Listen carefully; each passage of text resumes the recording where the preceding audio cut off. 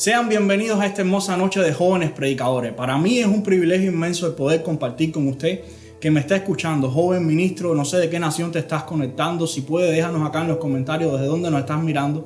Pero hoy tenemos un invitado especial, un invitado que es de la hermosa isla de Cuba, el país al cual pertenezco, y es un joven pastor reverendo allá de las Asambleas de Dios, y estoy hablando del pastor Rancés Gracias Rodríguez. Hoy él ha sacado de su tiempo para bendecir esta generación. Es un hombre que, a pesar de su corta edad, ya tiene muchos años de ministerio y el Señor le ha permitido formar parte de la fila de nuestro liderazgo a nivel nacional en cuanto a las Asambleas de Dios. Y hoy está con nosotros el pastor Rancés. Rancés, bienvenido. Gracias, mi hermano, que el Señor te bendiga. Buenas noches para ti, buenas noches también para aquellos que nos ven a través de las redes, en donde quiera que estén, que la bendición del Señor les alcance ahí donde están. Es mi privilegio estar aquí hoy. Muchas gracias. Gracias, pastor. Pastor, nosotros este programa lo hacemos bien ameno. Queremos que usted comparte un poquitico de quién es usted, de su formación, cómo se acercó a Dios y cómo Dios le llamó al ministerio. Bueno, primero déjame decirte, yo también soy de esta generación, no soy de otra generación.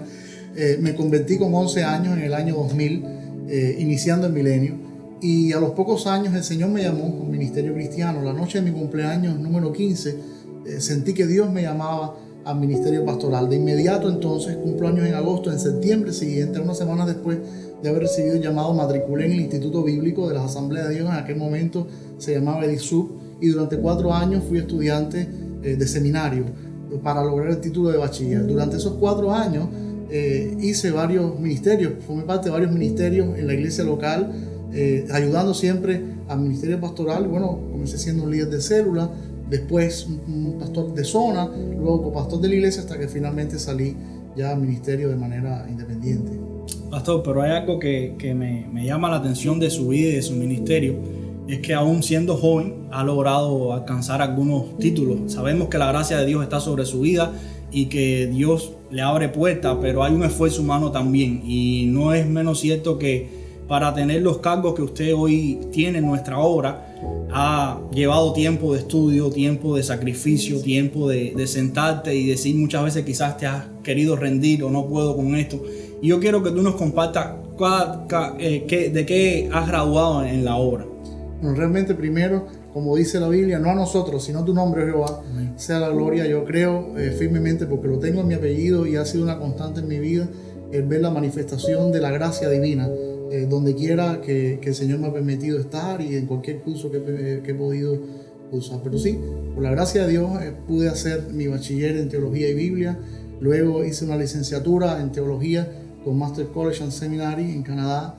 Luego otra licenciatura en Teología también con Global University, un curso a distancia aquí desde Cuba.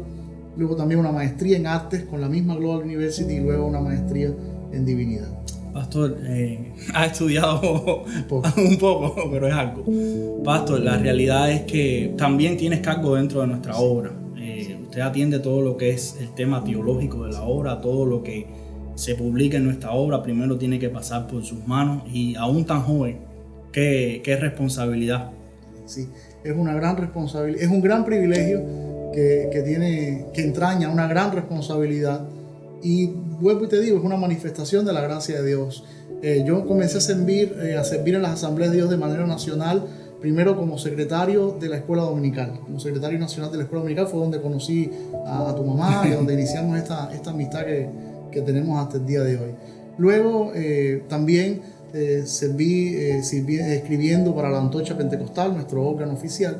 Y desde el año 2019 hasta hoy, pues sí, soy el presidente nacional de la Comisión para la Pureza Doctrinal, o sea, la doctrina, la teología y la literatura de las Asambleas de Dios. Esta comisión es el órgano de nuestro Comité Ejecutivo General que se encarga, como tú decías, de filtrar toda corriente heterogénea que entra a la isla. Es también la comisión que revisa toda la literatura y todo material que a nivel nacional se distribuye. Y también es la comisión que rectorea la producción de teología desde Cuba y la producción de literatura doctrinal o devocional en nuestra nación. Qué responsabilidad, tremendo, pastor. Sí. Hay años de estudio ahí, sí, y de sacrificio. Verdaderamente era como usted decía, pura gracia de Dios en su vida a través de su corta edad, porque ¿cuántos años tiene? 32 años. 32 años y tiene bien pesada esta responsabilidad de no solamente su iglesia, porque es pastor. Y yo quiero que usted nos comparta un poquito. ¿Cuál fue su primer sermón que usted recuerda? Bueno, yo recuerdo como si fuera hoy mi primer sermón, porque todavía era líder de la iglesia de donde nací. Y el pastor me entregó el púlpito y me acuerdo que prediqué sobre Primera de Juan. El mensaje era sobre el amor de Dios manifestado a través nuestro. Y me acuerdo como si fuera hoy que para mí aquel fue un sermón increíble. Ahora, 20 años después de aquello, yo veo aquel sermón y es como mirar los dibujos de mis hijos que tienen 3 o 4 años, ¿no? Pero para mí, yo me acuerdo que subí con un temblor al púlpito en aquella primera ocasión que yo creí que me moría. En algún momento del mensaje me emocioné tanto con la predicación que perdí hasta la voz en la predicación. Y puedo darle gracias a Dios que todavía hoy, 20 años después de haber predicado, Dios sabe cuántos mensajes en los últimos 20 años, todavía tiemblo a la hora de subir al púlpito. Y por eso le doy gracias a Dios. Pastor, ¿quién fue su primer pastor? Ese que le dejó subirse al púlpito a compartir. Bueno, ahí tengo que hablar de 2 personas. Primero tengo que hablar del reverendo Daniel Monduí, que era pastor de la iglesia Príncipe de Paz en aquel momento, que fue el pastor que me bautizó. Es mi iglesia madre. Pero Príncipe de Paz en aquel entonces estaba en un proceso constructivo y el pastor tuvo esta visión de abrir zonas, multiplicar la iglesia en zonas, y a la postre eso fue tan buena decisión y Dios honró aquello que la mayoría de esas zonas de la iglesia se convirtieron en misiones y en iglesias. Una de esas misiones era la que estaba en la localidad donde yo vivía, y entonces ahí había un hermano que era líder de Príncipe de Paz, que era Pedrito, le decimos cariñosamente hoy, el reverendo Pedro Ángel Sayas, que luego fue pastor de la iglesia de ahí, de mi reparto, el reparto sevillano, y fue el quien me concedió por primera vez el púlpito. Qué responsabilidad. Y es un hombre que para mí es paradigmático, un poco un modelo de sencillez y de servicio, lo conoces tú también. Sí, claro que sí. Es un hombre increíble de Dios. Pastor, quiero hacerle una pregunta. ¿A qué edad comienza usted a pastorear ya frente de una obra, ¿a qué edad? A los 18 años. 18 años. 18 años. Estaba noviando con mi esposa todavía, no éramos todavía un matrimonio. Pero bueno, empezamos la misión que es hoy nuestra iglesia. Llevamos allí todo este tiempo, 13 años, ya casi 14 en unos meses, pastoreando en aquel lugar. Pero bueno, 18 años, 17 años para cumplir 18. Pastor, me imagino que en ese lapsus de tiempo, alguna anécdota que nos puedas contar como un reto ministerial de su juventud que acababa de comenzar. El ministerio es desafiante a cualquier edad. Sea ya que uno tenga 90 años cuando empiece el ministerio o que tenga 17, como en mi caso, siempre es desafiante. Porque en algún momento te pueden sobrar experiencia y faltar fuerzas, y en otro momento puedes tener demasiada fuerza y muy poca experiencia.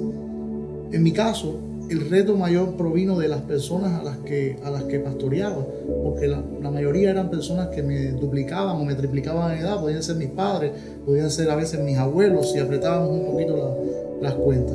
Nunca tuve problemas de otro tipo que no fuera ese. A veces los hermanos me subestimaban un poco por mi juventud. Te cuento, nunca fui líder de jóvenes. Yo me convertí con 11 años, pero mi espíritu es viejo. Para usar una frase popular, por unos meses fui presidente de jóvenes de mi iglesia. Había 10 jóvenes, yo tenía 700 problemas. No tenía nada que ver conmigo el ministerio de jóvenes. Sin embargo, trabajando con los adultos, a pesar de ser joven, a pesar de ser un adolescente, porque empecé a pastorear la iglesia que pastoreé a los 17, pero venía trabajando, plantando esa iglesia desde los 15, 16 años. Entonces imagínate tú tener a un niño de 16, 17 años iniciando una iglesia donde el promedio de edad era 50, 45 años. Fue difícil. Me acuerdo de un hombre específicamente que me desafió y fue el único que me desafió de manera tan sincera, aunque yo sé que otros lo pudieron haber pensado. Este hombre me dijo, ¿y tú con qué autoridad y con qué experiencia de la vida me vienes a enseñar a mí? Y realmente ni tenía experiencia de la vida, pero sí tenía autoridad. Y la autoridad es la de la palabra. Y mientras que uno con 17 años, verdad que no tiene mucha experiencia de la vida, o prácticamente ninguna, la autoridad de la palabra trasciende los tiempos, y trasciende las edades, y trasciende los siglos. Y yo pienso que independientemente de la edad que uno tenga como pastor, siempre que se refugie en la autoridad de la palabra, siempre que acuda a la autoridad de la palabra, pues entonces habrá éxito. Porque es la palabra de Dios, y la palabra de Dios cumple el propósito para el cual fue enviada. Luego ese hombre se convirtió genuinamente, en ese momento era el esposo inconverso de una hermana de la iglesia. Luego este hombre se convirtió y fue una gran ayuda en nuestra iglesia mientras estuvo ahí. Luego ellos emigraron a los Estados Unidos. Pastor, yo me imagino que en medio de todo este proceso tuvo algún mentor, algún pastor que le guió, que usted pueda considerar que ha sido su mentor en el ministerio. Y me imagino que en medio de todo este proceso, ese hermano le haya compartido algún consejo que haya sido medular a su vida y que usted nos quiera compartir hoy como un consejo a los jóvenes ministros. Bueno, mira, te voy a decir con toda sinceridad, no tengo un patrón por el cual yo digo, no, esta es mi línea de ministerio, yo voy a reproducir todo lo que estoy viendo en este hombre. Porque todos los hombres, incluso los hombres de Dios, tienen luces y sombras. Y a veces mientras más brilla la luz, más oscura es la sombra que proyecta determinado hombre. Y eso, y yo lo conozco en mis consiervos y lo puedo ver en mi vida más que en ninguna otra, ¿no?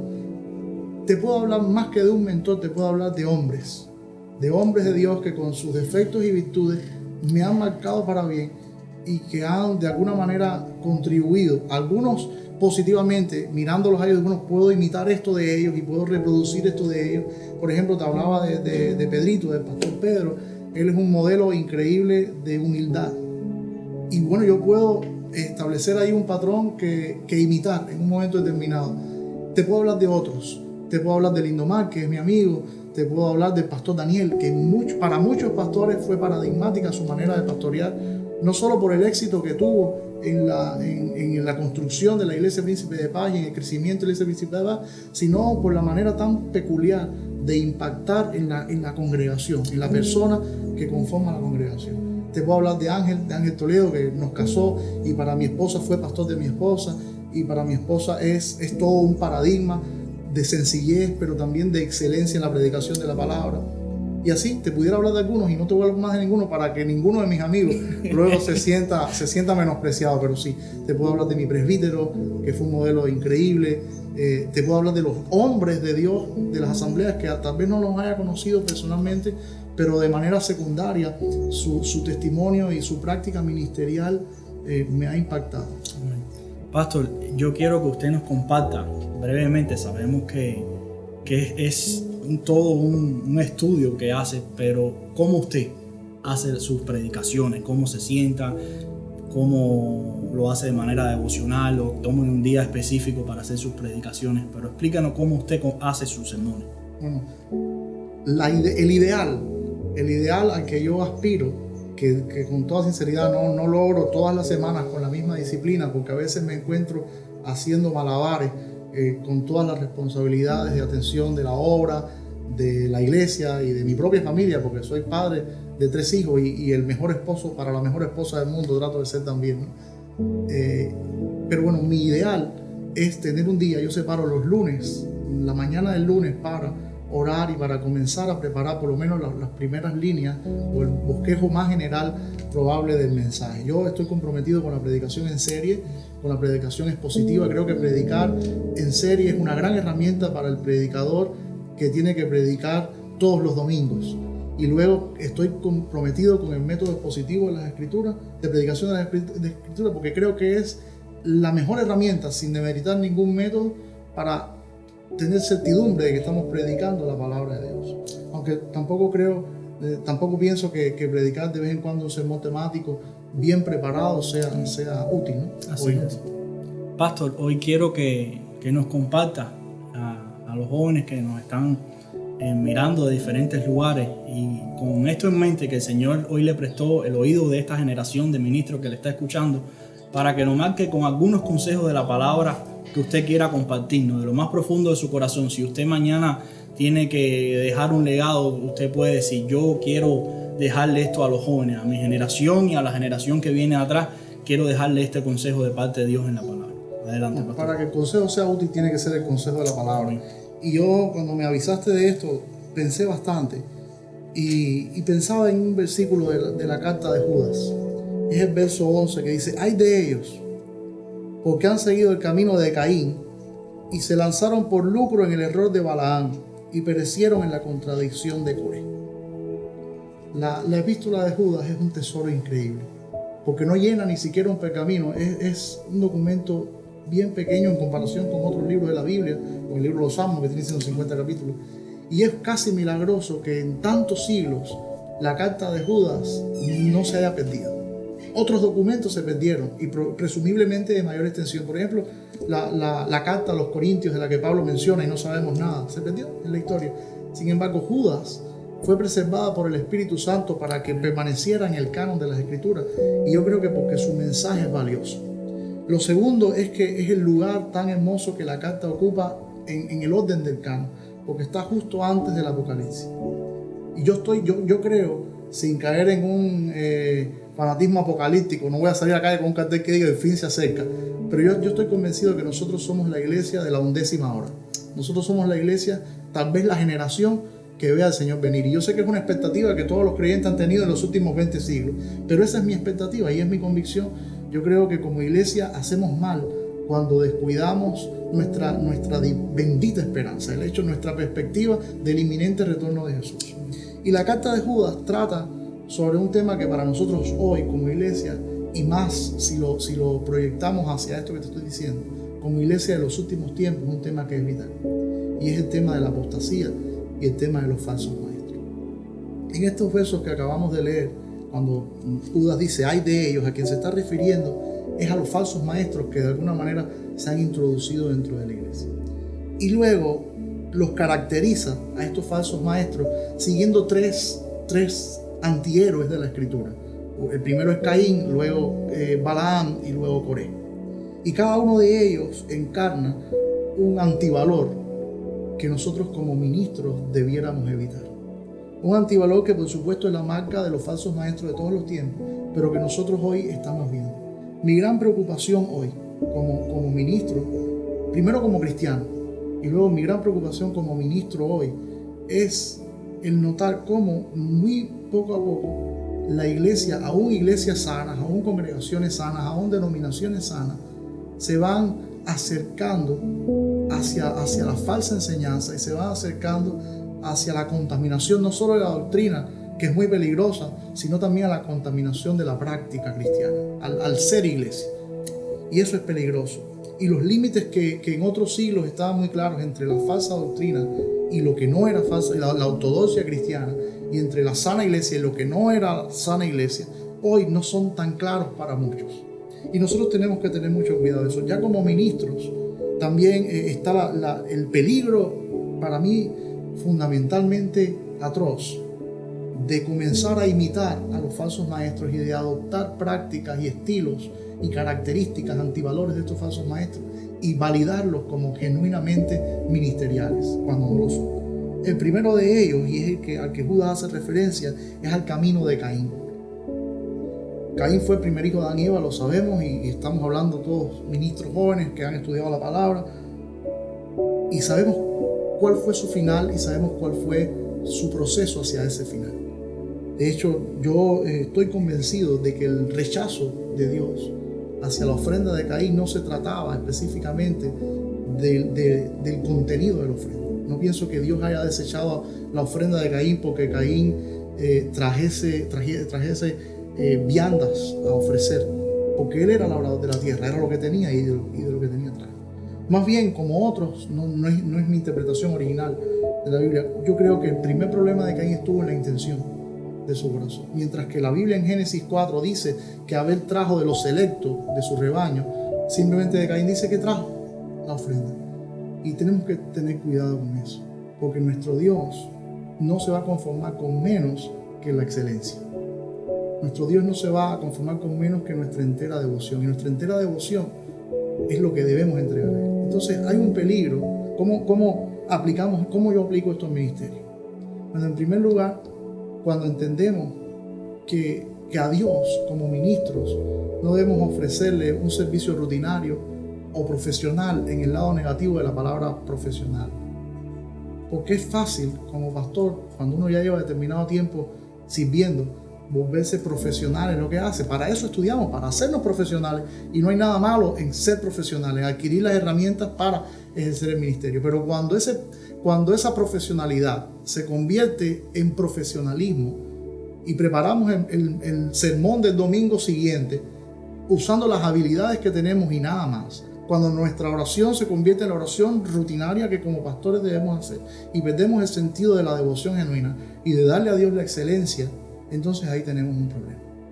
Hoy tenemos predicadores muy preparados, ministros muy preparados, pero sin el peso de la intimidad y de la devoción a Dios. Y ese es un peligro. Porque hoy se habla mucho de crecimiento. Son términos con los cuales estamos familiarizados: crecimiento, ingeniería de la iglesia. Y yo no digo que sean intrínsecamente malos, pero la iglesia, yo parto de la convicción de que el ministerio es la vida cristiana, pero el ministerio más es algo intrínsecamente espiritual. Y solo puede ser genuinamente hecho de manera espiritual. Entonces está muy bien que adquiramos las herramientas, que hagamos licenciatura, que hagamos máster, que hagamos doctorado, excelente, pero eso no es el todo del ministerio. Cuando uno inicia en el pastorado, cuando uno es un pastor joven, uno piensa que todo lo que está adquiriendo en el seminario se va a cumplir de esa manera.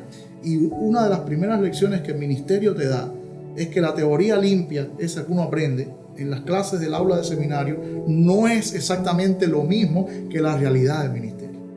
Aquí en Cuba tenemos este dicho que desde afuera se nada muy bien. Y es cierto, desde afuera de la piscina todo el mundo es un nadador estrella y medallista olímpico. Pero estar allí, involucrado en el ministerio, y hacerlo de la manera espiritual, de la manera correcta, echando mano de las herramientas, sí, pero con el recurso interno de la devoción personal, de la llenura del Espíritu Santo, aún en su dimensión pentecostal, es fundamental. Luego, con Caín tenemos otro detalle, y es que ya cuando Adán y Eva fueron expulsados del Edén, el Señor había sacrificado un animal para vestirles, para darles vestidura. Algunos comentaristas piensan que este fue el inicio de los sacrificios rituales de animales. Por supuesto no tenemos una manera de asentar esto, pero el hecho de que Abel haya hecho un sacrificio animal nos dice que de alguna manera la costumbre ritual pervivió. Si eso fuera así, entonces tendríamos que pensar que había un paradigma bíblico, que había un paradigma divino sobre Caín, sobre Adán y su familia, de sacrificar animales a Dios. Si esto es así, y por supuesto no es simplemente una asunción que estoy haciendo, si esto fuera así, entonces Caín hubiera tenido otro problema, y es que él decidió adorar a Dios a su modo, no a la manera en que Dios había establecido. Y al final, aunque no podemos establecerlo, es una idea secundaria de esta principal que te estoy diciendo, que tenemos que tener mucho cuidado de no seguir el camino de Caín. Tenemos que seguir el camino espiritual que Dios ha establecido. Tenemos que traer nuestra devoción a Dios, porque no basta con ser pastores. Antes de pastores, antes de doctores, antes de reverendos, antes de llenarnos de títulos, seguimos siendo hijos de Dios, cristianos, y nuestra devoción debe permanecer pura. Eso es un riesgo que corremos hoy y contra el cual debemos estar prevenidos. El segundo personaje es la caracterización de aquellos que se lanzan por lucro en el error de Balaam. Y entonces aquí pudiéramos echar en un saco enorme a todos estos predicadores de la prosperidad, o pudiéramos echar en un saco enorme a todos estos que salen en la televisión, ofrende y envía dinero, y cambian el sentido y la verdad del evangelio por la economía. Este mundo materialista y egocéntrico y egoísta iguala éxito a bienestar económico o a prosperidad económica, pero ese no es el patrón del evangelio. A nosotros como ministros, como predicadores del evangelio, se nos dio lo más precioso que se le puede dar a alguien: se nos entregó el depósito de la fe, y nosotros tenemos el mandato divino de pasar el evangelio puro y sin mancha hacia la próxima generación. Y el evangelio tiene esta cualidad, que si se modifica mucho ya no es el evangelio, pero si se modifica poco tampoco es el evangelio. Entonces cuando se exalta una doctrina de la Biblia por encima del resto y se sobredimensiona, aunque sea un poquito, esa doctrina por encima del resto, entonces ya eso que estamos predicando no es el evangelio. Y nosotros tenemos la responsabilidad de compartir el evangelio. Sabemos quién era Balaam. Balaam es el tipo de profeta que es pagado para que viole su ministerio, para que cruce su cometido profético y haga algo para que maldijera al pueblo de Israel. Es el tipo de predicador que cambia el mensaje para que el mensaje obre a su conveniencia. Y tal vez hoy no encontremos a un rey que pague a Balaam para que Balaam maldiga al pueblo de Israel, pero sí encontramos circunstancias en las cuales hay predicadores adecuando el evangelio. Y el evangelio, ya te dije, se adecua y no es el evangelio. Entonces hoy hay iglesias y hay predicadores que, por no perder privilegios, tal vez privilegios políticos, tal vez privilegios sociales, tal vez para no perder buen nombre, acomodan el Evangelio. Y nosotros como ministros jóvenes tenemos que resistir la tentación de acomodar el Evangelio para que no sea tan perjudicial o tan ofensivo a una sociedad que es cada vez supuestamente más inclusiva, más abierta y más tolerante. No, el Evangelio, si es el Evangelio, va a molestar. Si el Evangelio ha de ser el Evangelio, va a inquietar. Si el Evangelio es predicado como debe ser predicado en su total dimensión, por supuesto que irritará, por supuesto que levantará ronchas, por supuesto que molestará, por supuesto que provocará agresión contra la persona que lo predica, porque es el Evangelio. Y el patrón es que eso fue lo que pasó con Jesús, eso fue lo que pasó con los apóstoles y es lo que debe pasar con nosotros. Y como pastores jóvenes, como ministros jóvenes, tenemos que tener cuidado con la contemporaneización por conveniencia. Ese es el error de Balaam y es el riesgo que nosotros como pastores, como ministros jóvenes podemos correr hoy. El mensaje tiene que ser entregado a la próxima generación tal y como nos fue dado a nosotros, como le fue revelado una vez a los santos. Y desde esa una sola vez, desde los apóstoles, siglo tras siglo, milenio tras milenio, hasta nosotros tenemos esta responsabilidad de pasar el Evangelio hasta que Cristo venga y cuidarnos del error de Balaam. Porque ni un carro, ni una cuenta bancaria un poco más inflada, ni prestigio social son dignos del Evangelio. El Evangelio está por encima de todo eso. Y cumplir nuestro llamado es fundamental. Y ahora conecto eso con lo que te decía al inicio de nuestra bendita esperanza. Uno de los problemas, de los robos más pérfidos que hace la falsa doctrina sobre cristianos, es robarle la bendita esperanza. Cuando nosotros como ministros y como cristianos mantenemos en mente que el Señor viene pronto, nuestra perspectiva escatológica está donde debe estar, el Señor viene pronto, entonces todas estas tonterías del reino ahora carece de sentido, porque ¿qué sentido tiene acumular poder si en definitiva mañana o esta misma noche el Señor viene? Por eso debemos cuidarnos de esto, que no nos interesen más privilegios, que no nos interesen más comodidad, que no nos interese pagar una mejor máquina o una mejor casa. Lo que nos tiene que interesar es que la trompeta está de sonar. En algún momento escucharemos la voz del cielo, que con voz de arcángel sonará, que el Señor viene, le veremos venir en las nubes, los muertos en Cristo resucitarán primero. Si nosotros estamos vivos, seremos transformados en un abrir y cerrar de ojos. No vale la pena cambiar eso que es eterno por esto que es temporal. Y al final de cuentas, la historia de Balaam es que, más allá de su intención de negociar, no terminó haciendo otra cosa que cumplir el propósito para el cual Dios le usó. El fin de todos estos falsos maestros es exactamente el mismo. No obrarán otra cosa que lo que Dios les permita hacer y no llegarán más allá de lo que Dios les permita hacer. Entonces, si al final voy a hacer la voluntad de Dios, mejor la hago de tal manera que obtenga la recompensa. Si voy a luchar la buena batalla, bueno, voy a lucharla de tal manera que obtenga mi corona. Y el tercer error, y creo que es otro de las trazas de este movimiento mundial que estamos viendo, es el de aquellos que perecieron en la contradicción de Coré. ¿Quién es Coré? Aquel que tenía deseo de grandeza. ¿Quién es Coré? Aquel que tenía deseo de ser el primero cuando no era ni el segundo. ¿Quién es Coré? Coré es aquel que empuja la puerta para él que Dios no le abrió antes. Ahorita me preguntabas acerca de los títulos y me preguntabas acerca de la posición en la obra y hablábamos de la gracia de Dios. Yo hace tiempo tomé esta decisión y es que nunca iba a empujar una puerta que Dios no me hubiera abierto. Yo estoy convencido de que cuando Dios te quiere para algo, Él se las agencia porque tiene los recursos para eso. Él es Dios. Él se las agencia para ponerte en ese lugar. Ahorita me preguntabas también cuáles eran los desafíos. Déjame decirte que como ministro joven, uno de los desafíos que yo experimenté fue el rechazo de algunos miembros del liderazgo antiguo o de otra generación que me subestimaban por mi juventud. Y no me refiero, fíjate, no me pasó tanto en la obra general, en la dimensión nacional del ministerio, como en la dimensión local. Mis principales retos en ese sentido fueron con diáconos o diaconisas de mi misma iglesia que me habían visto nacer en la fe, que estábamos juntos en el ministerio, que compartíamos las mismas cargas, pero que cuando notaron que el Señor me abría otras puertas, bueno, trataron de mantenerlas cerradas. Ya sea por incomprensión, no sé, Dios conoce los motivos y nosotros hacemos bien en atribuirles los mejores motivos. Nos mantiene sanos, ¿no? Pero esos fueron los principales retos. Y entonces yo tomé la decisión en aquel momento y la mantengo hoy, que nunca voy a empujar una puerta que Dios me ha abierto. Nosotros no tenemos que luchar por lo que Dios en su gracia nos concede, porque lo que Dios en su gracia nos concede, nos lo concedió a nosotros. Y tiene que ser que nosotros defraudemos el llamado a Dios para que Dios lo retire y lo entregue a otro. Pero mientras tanto no suceda eso, fiel es el que nos llamó y Él lo hará. Y entonces este problema, el mundo de hoy está encauzado en una lucha por ser protagonista. Y en eso tienen que ver muchas cosas. Inciden los medios de comunicación, que hace una cultura del superhéroe. Y ahí tienes a los Avengers y a DC Comics y toda esta historia. Pero y estas series que hablan acerca de los biopics, que hablan de desarrollo de determinado héroe, de determinada personalidad. Y déjame decirte, hermano, no hay nada más maravilloso que caminar en obediencia, que caminar en sujeción a tu liderazgo y ver cómo la gracia de Dios a medida que uno avanza en obediencia y en sujeción, pues abre puertas y te va llevando al lugar que ya la gracia había tenido de antemano preparada para ti.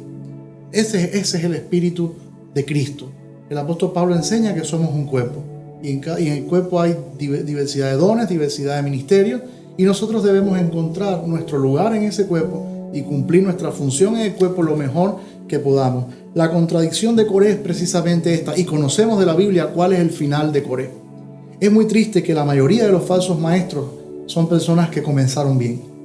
Y cuando uno ya lleva 20 años en el ministerio y mira hacia atrás, puedo recordar personas que comenzaron bien y que hoy no están y que no acabaron bien. Entonces, si bien es muy importante empezar bien, es también importante acabar la carrera con gozo, acabar la carrera fielmente y acabarla bien también. Entonces, que Dios nos guarde de este deseo mundano, de este deseo contemporáneo, de este deseo satánico, porque al final este es el pecado del diablo, es el orgullo que le alimentó lo suficiente como para poder decir, subiré al trono y seré semejante al Altísimo. Que Dios nos guarde de este espíritu de este mundo y que nos ayude a ser ejemplos de sencillez, ejemplos de humildad, ejemplos de obediencia y de sujeción. Nuestros líderes pueden ser personas que cometan errores, pero si Dios los puso ahí, bueno, debemos honrar su liderazgo. Y por supuesto esto puede ser que para alguien joven, tempestuoso en el fuego de la juventud, puede ser difícil, y más cuando uno desde afuera cree que lo pudiera hacer mejor. La experiencia pastoral te enseña que no siempre es así y que a veces no somos tan buenos como creemos y tenemos que ser más sujetos y más obedientes a la experiencia y tenemos que esperar en Dios y ver cómo Dios honra a quien puso en ese lugar, o en definitiva es cómo Dios remueve a determinada persona de ese lugar. Pero hay bendición en conocer nuestra posición en Cristo. Eso nos libra de toda competencia, nos libra de todo deseo de grandeza. Uno de mis textos favoritos está en Gálatas y es aquel verso de Gálatas que dice que quien se cree ser algo no siendo nada, a sí mismo se engaña. La palabra vanidad tiene una relación con el humo, con la palabra humo, con llenarse de humo, con llenarse de aire, llenarse de nada. Que Dios nos guarde de eso, porque hay tantos inflados en el ministerio, creyéndose más de lo que realmente son. Hay tantos especulando de algo que no son. Que Dios nos guarde. Que Dios nos guarde y que Dios nos mantenga llenos de su presencia, llenos de su espíritu, sujetos, haciendo lo que mejor hacemos para Dios, con devoción, con excelencia. Si a alguien le doliera la excelencia y le molestara, bueno, allí el problema es de ese alguien.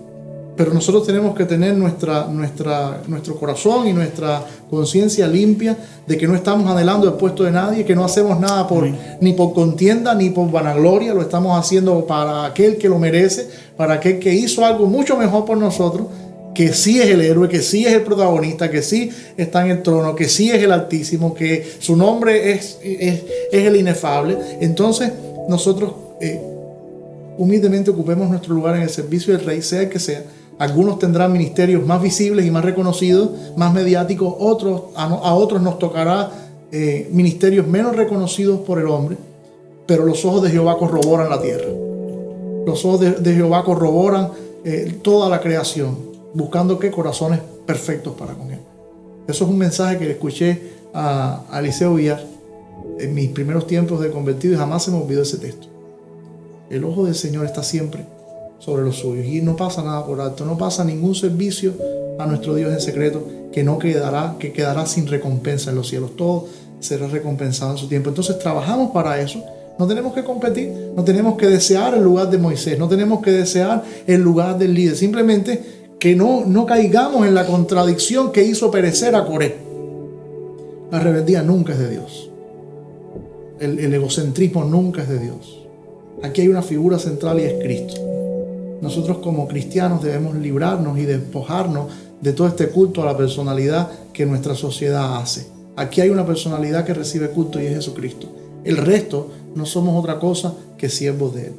Desde que fui amado del Señor cambié mi firma y fuimos siempre siervos de Jesús. Esa es mi firma en los últimos 15, 16, 17 años. Y porque quiero que no se me olvide. Mi identidad no es otra que la de ser un siervo. Y si como predicador, si como ministro, no se me olvida de que soy un siervo del mejor de los señores, pues entonces creo que podré acabar bien la carrera. Eso es todo. Ese es mi consejo.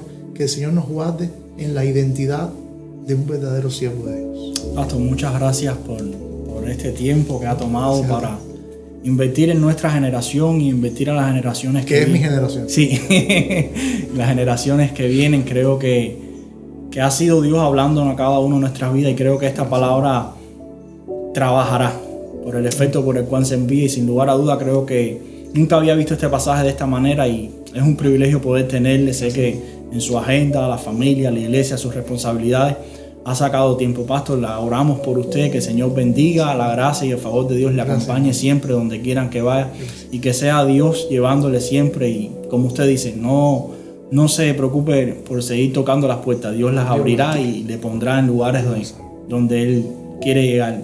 Así, joven que me estás escuchando, ministro, que has estado con nosotros hasta este momento, te agradecemos la oportunidad que nos dejas de entrar hasta tu dispositivo, hasta tu casa y de compartir contigo. Sin más, nos vemos en el próximo programa de Jóvenes Predicadores. Dios te bendiga, Dios te guarde.